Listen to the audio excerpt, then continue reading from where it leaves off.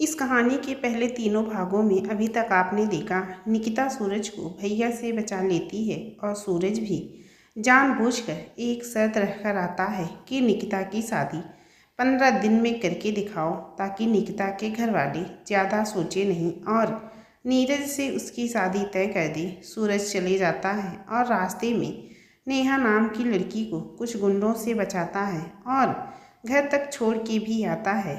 अब खुद भी घर की तरफ जाने लगता है।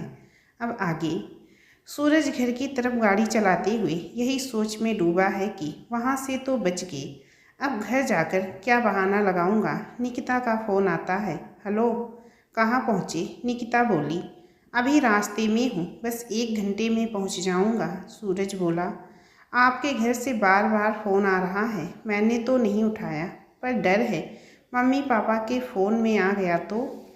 निकिता डर जताते हुए बोली, आप अपने मम्मी पापा के फ़ोन से उनका नंबर डिलीट कर दो। सूरज बोला, इसमें क्या फ़र्क पड़ेगा, फ़ोन तो आ ही सकता है। फिर भी निकिता बोली, पहले ब्लॉक कर देना फिर डिलीट करना, वैसे भी मेरी मम्मी पापा के फ़ोन में नहीं है, आपके अलावा आपके किसी घर वाले का नंबर मैंने कल ही डिलीट कर दिया था।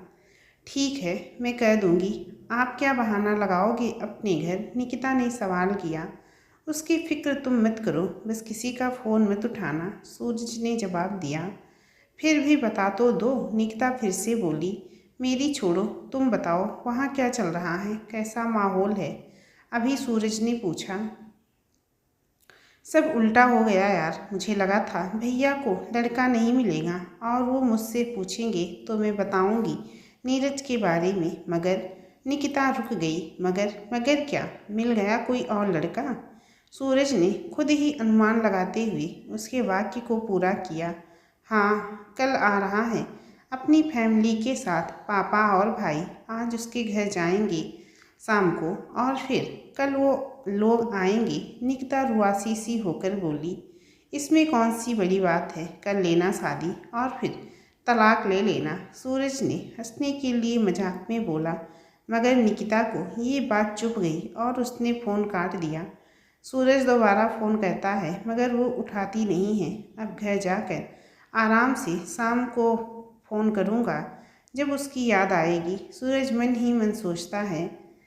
सूरज का घर। गाड़ी को रोकते हुए उसने तेज हॉर्न बजाया और इस उम्मीद में कि रोज़ की तरह गेट खुलेगा। गेट नहीं खुला तो उसे याद आया गेट खोलने वाली को तो वो छोड़ आया।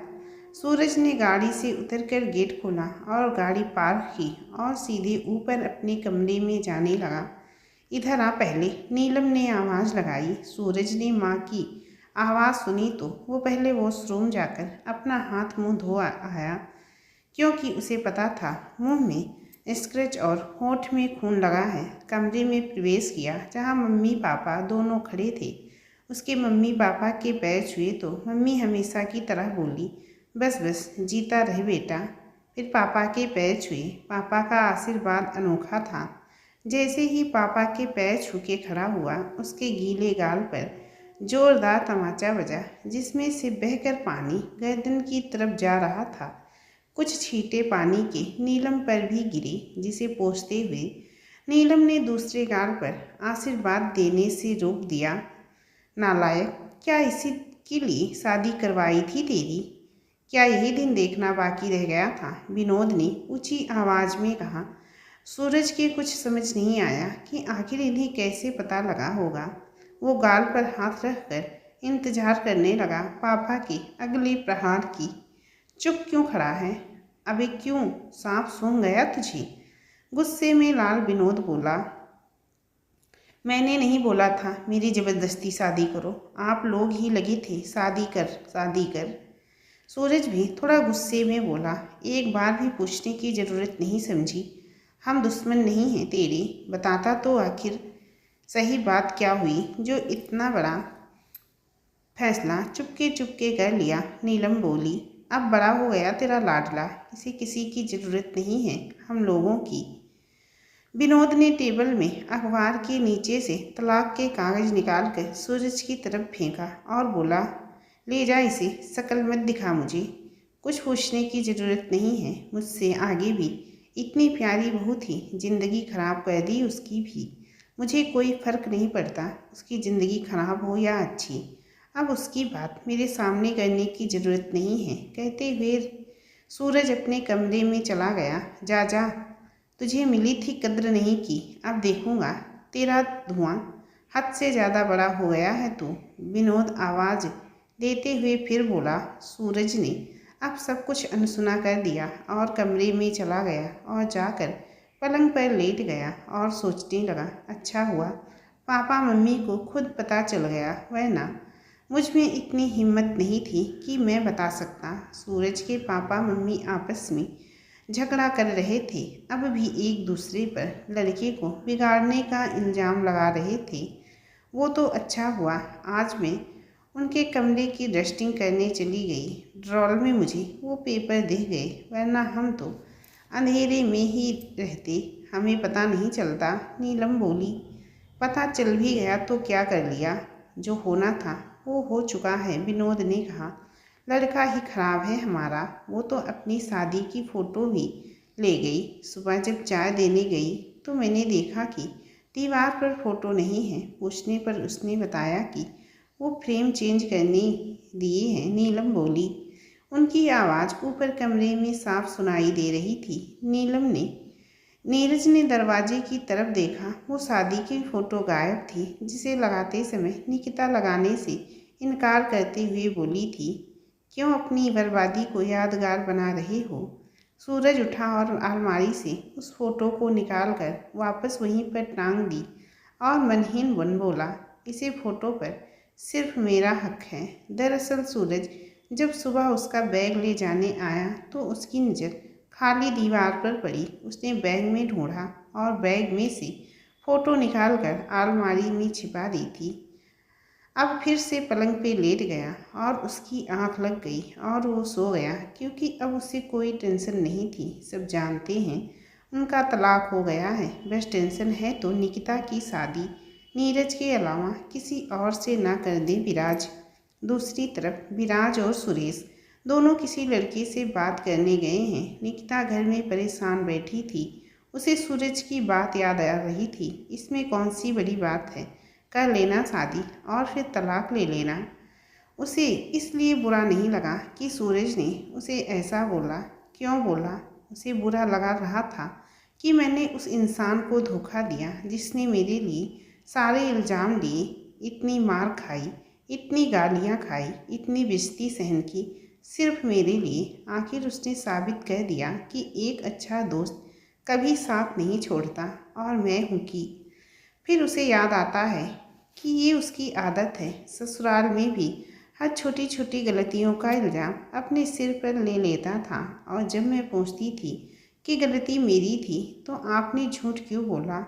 4 दिन की मेहमान हूँ, खुश रहा करूँ, तभी तो मेरी याद आएगी जब मैं कुछ याद करने लायक करूँगा। वैसे भी नीरज ने आपकी जिम्मेदारी दी है मुझे, उसकी अमानत हो तुम मेरे पास गिरवी। सूरज का जवाब होता था। नीरज का फ़ोन आता है। हेलो, कैसे हो?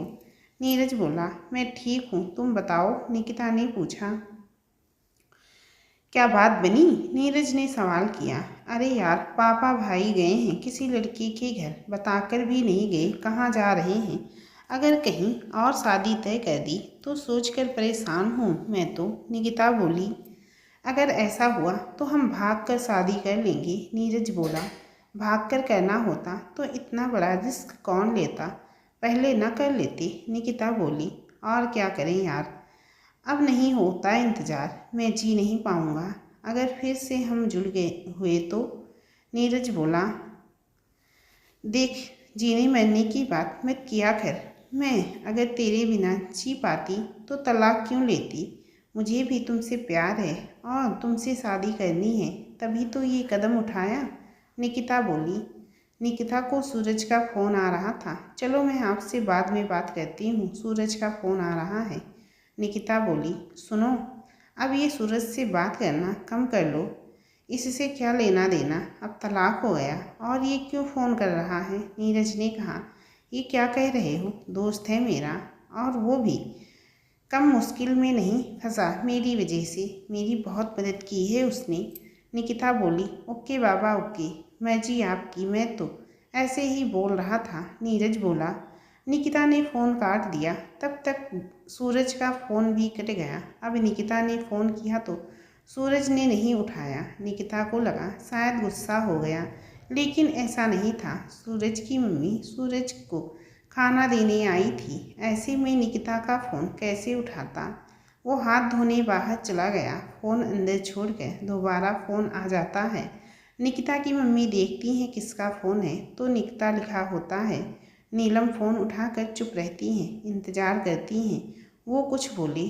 फ़ोन क्यों नहीं उठा रहे हो? पता है, मैं आपके बारे में ही सोच रही थी। आपकी बहुत याद आ रही है आज मुझे। आपको नहीं आ रही क्या? निकिता बोली। सूरज को आते देख नीलम ने जल्दी से फ़ोन काट के रख दिया। निकिता को लगा सूरज ज़्यादा ही गुस्सा हो गया। निकिता को बहुत बुरा लग रहा था। टेंशन थी कि सूरज के यहाँ ना जाने कैसा माहौल होगा आज। एक तो भाई और पापा अभी तक आए नहीं थे, रात हो चुकी थी। उमा भी टेंशन लेने लगी। लगता है आज बात पक्की करके ही आएंगे, उमा बोली। लेकिन गए कहाँ हैं? निकिता ने माँ से पूछा। मुझे भी नहीं बताकर गए कुछ, उमा बोली। निकिता को भूख थी नहीं, वो अपने कमरे में चली गई सोने। उमा उन लोगों का इंतज़ार करती रही और जब वो आए उन्हें खिलाया, खुद खाया और उनसे पूछा, बनी बात? विराज बोला, कल आकर लड़की देखेंगे, बात करेंगे उससे, फिर बनेगी बात। उमा बोली, बताया तो है ना तलाकशुदा है। विराज बोला, हाँ वो जानते हैं, इतनी जल्दी क्या है, धीरे धीरे सब ठीक हो जाता। अगर वो 2 दिन में शादी करो बोलता तो क्या कर लेते? उसकी बातों में इतना सिर दर्द क्यों ले रहे हो? उमा बोली। एक फौजी को चैलेंज किया है उसने और फौजी कभी हार नहीं मानता। तुम इंतजाम करो कल सुबह का, बोलकर विराज अपने कमरे में सोने चला गया। इधर निकिता अपने बेड के इर्द गिर्द घूमकर यही सोच रही थी कि कल पता नहीं क्या होगा। कुछ ऐसा करना होगा कि वे लोग शादी के लिए मना कर दें ताकि उसकी शादी उसके प्यार से हो सके, नीरज से हो सके। दूसरी तरफ सूरज ने अपनी माँ को जाने को कहा कि मैं खा लूँगा, आप जाओ, ये प्लेट यहीं छिपा लेना, तेरे पापा से छिप कर लाई हूँ खाना, कहकर नीलम वहाँ से चली गई। सूरज पहला निवाला मुंह में डाल ही रहा था कि उसे निकिता की याद आई। पता नहीं उसने खाना खाया भी होगा या नहीं। सूरज खुद से बोला। निवाला हाथ में ही था और वो ख्यालों में खो गया। कैसे एक दिन नीरज से फ़ोन पर झगड़ा होने पर निकिता ने खाना नहीं खाया था। अगर तुम नहीं खाओगी तो मैं भी नहीं खाऊंगा, सूरज बोला। तुम क्यों नहीं खा रहे? सच्ची बोल रही हूँ, मुझे भूख नहीं है, निकिता बोली। अरे आपका पेट तो एकदम खाली है, कुछ नहीं है इसमें। सूरज उसके पेट को उंगली से दबाते हुए मजाक करते हुए बोला, जैसे कि अक्सर छोटे बच्चों से बोला करते हैं। निकिता को गुदगुदी बहुत लगती थी, अभी तक उदास बैठी अचानक हंस हुए बोली, प्लीज़ आप कह लो ना। सूरज ने अपना हाथ बांधकर मुंह फुलाकर बैठ गया। अब निकिता ने उसका पेट उंगली से दबाया, मगर सूरज नहीं हंसा। उसे गुदगुदी नहीं लगी तो निकिता दोनों हाथ से सूरज को गुदगुदी करने लगी। सूरज गुदगुदाहट से उछल पड़ा और निकिता को भी गुदगुदी करने लगा। अब दोनों एक दूसरे को गुदगुदा रहे थे। पूरे कमरे में हंसी का माहौल गूंज रहा था। एक दूसरे से बचने के लिए भाग रहे थे तो कभी और एक दूसरे का पीछा कर रहे थे।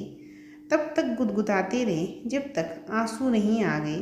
फिर दोनों हंसते हंसते थक गए और बैठ गए। अब सूरज ने एक निवाला तोड़ा और निकिता के मुंह में डालते हुए बोला, मुंह खोलो, ये लो, करो। अभी हकीकत में सूरज की आंखों में आंसू थे और हाथ आगे की तरफ जैसे किसी के मुंह में डाल रहा हो। अभी उसका सपना टूट नहीं था। वो एक निवाला आगे किसी को खिलाते हुए जमीन की तरफ छोड़ देता है और उसे एक निवाला खुद के मुंह में डालता। ऐसा करते करते 2 रोटी खत्म हो गई। अचानक उसके फ़ोन की घंटी बजी। उसका भ्रम टूट गया और उसने देखा उसके आगे ज़मीन पर बहुत सारे रोटी के टुकड़े गिरे पड़े हैं। बिना नाम के नंबर से फ़ोन आया था। सूरज ने उठाया और गुस्से में फ़ोन काट दिया। आखिर किसका फ़ोन था जो सूरज ने गुस्से में काट दिया? साथ ही अगले एपिसोड में आप देखेंगे निकिता इस बार लड़के वालों को जो कि उसे देखने आने वाले हैं मना कर पाएगी, या लड़के वाले खुद कर देंगी मना, या शादी होगी तय। बने रहिए हमारे साथ इस कहानी में अंत तक। इस कहानी के पहले के अगर सभी भागों को आप लोगों ने अभी तक नहीं देखा है तो उसका लिंक मैं नीचे कमेंट बॉक्स में दे दूँगी, और यहाँ आई बटन पर भी, और यहाँ इन स्क्रीन पर भी। तो कृपया आप इस कहानी के सभी भागों को ज़रूर सुनें। कहानी बहुत ही अच्छी है। और अभी तक आप हमारे चैनल पर नए हैं तो कृपया चैनल को सब्सक्राइब कर लें, और सब्सक्राइब करके बेल आइकन को ऑल पर सिलेक्ट कर दें ताकि इस कहानी का कोई भी भाग आप लोगों से मिस ना हो। चलिए फिर मिलती हूँ अगली कहानी के साथ, मतलब कि इस कहानी के अगले हिस्से के साथ। इस कहानी के सभी भागों को सुनने के लिए कृपया यहाँ पर ज़रूर क्लिक करें।